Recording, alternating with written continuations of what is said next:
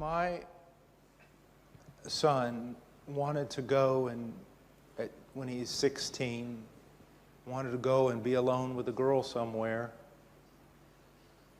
I would prohibit it. And if someone said to me and asked me, "What's the matter? Don't you trust your son?" I would say, "Well, no, I don't trust my son." "Well, why don't you trust your son?" "Because I don't trust his dad." Now, listen to me. There's a reason why my son is with me. If my son wasn't with me, one of the staff members from Heartcry, I never go anywhere alone. I always have a testimony, a witness. I'm never anywhere alone.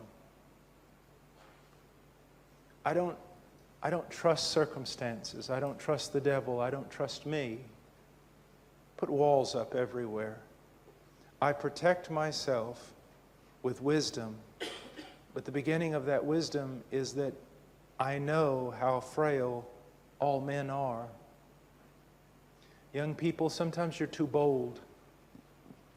You think you've got a lot more control than you actually do.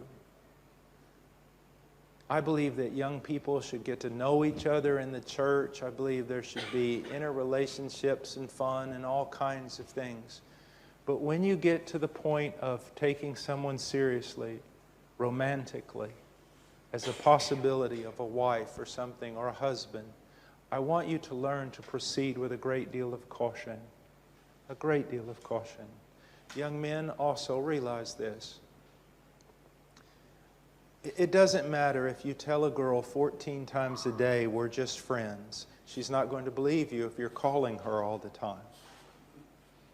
Be careful how you deal with hearts, men, young men. Be very careful. First of all, if you desire a young lady because you would like to spend time with her, ask yourself, what is the commitment you're willing to make to her?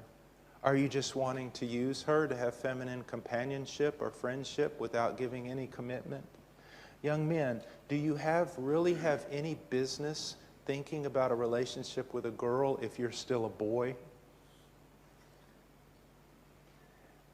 If dad's still paying the insurance of your car, you're a boy.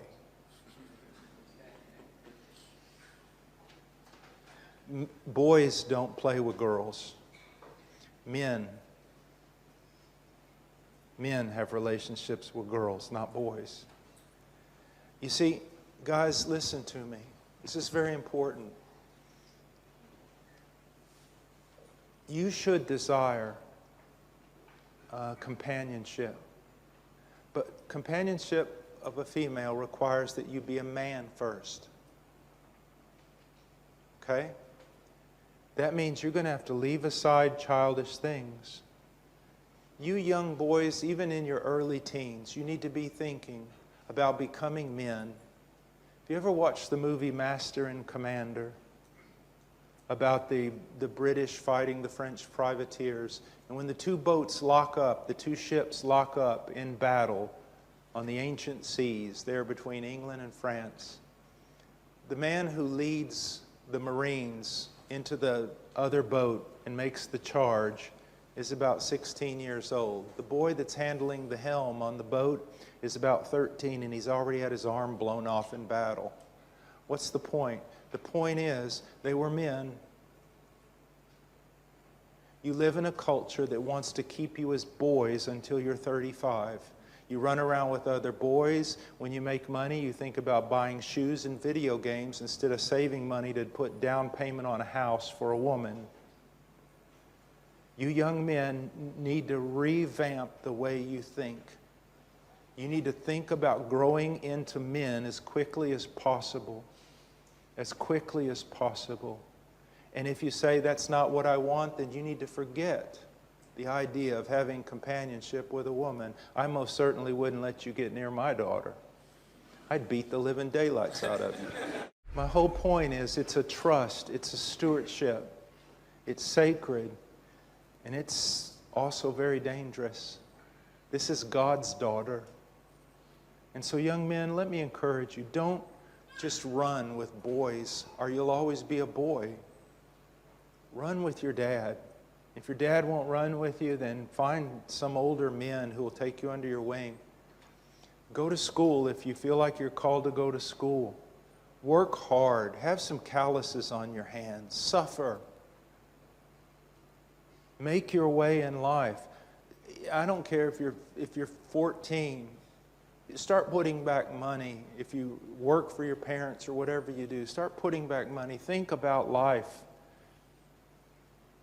A friend of mine walked up to some of the girls in a church we were in, and they were godly girls, and said, "Well, young ladies, a lot of young guys here in our church. Have you thought about marriage?" And they go, "Well, there's nothing but boys in our church."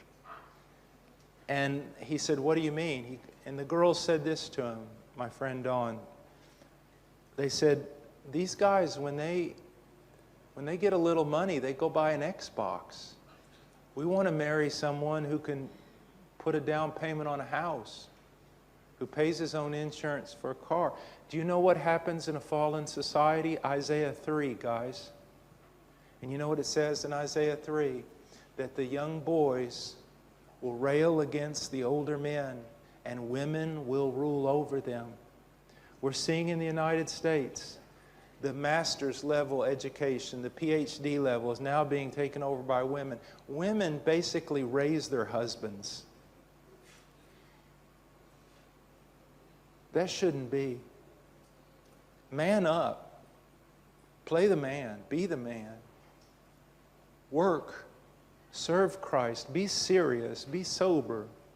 Run with men so that you become men. Young ladies, the same goes for you.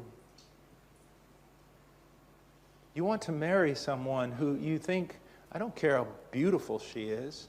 Doesn't matter how beautiful she is. I mean, she's going to get old. Except for my wife, if she's listening. My whole point is this, young ladies.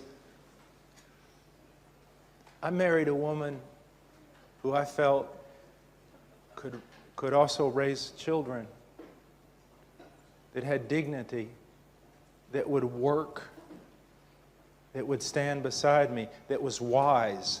My wife is my greatest counselor.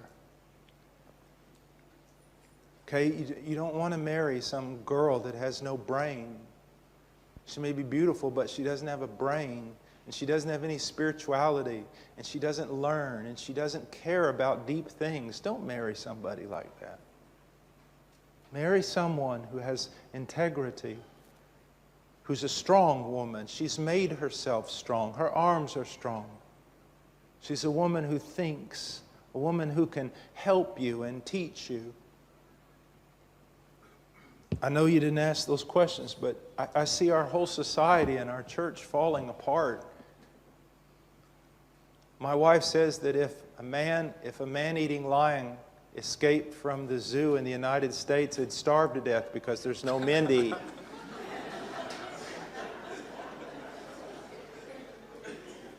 That was my wife says that. Sometimes I come home from preaching and she goes, "How's it gone?" I said, "Man, they were hating me. They wrote all kinds of horrible things about me. Sometimes I want to quit." And she goes, "You want to quit? You just need to man up and go back out there."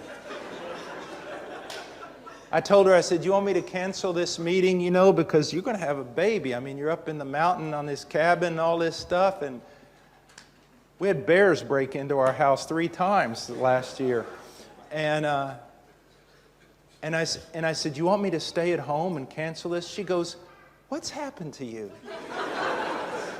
You're talking like a wimp. Go preach the gospel." She goes, "You got me into this problem. I'll get me out."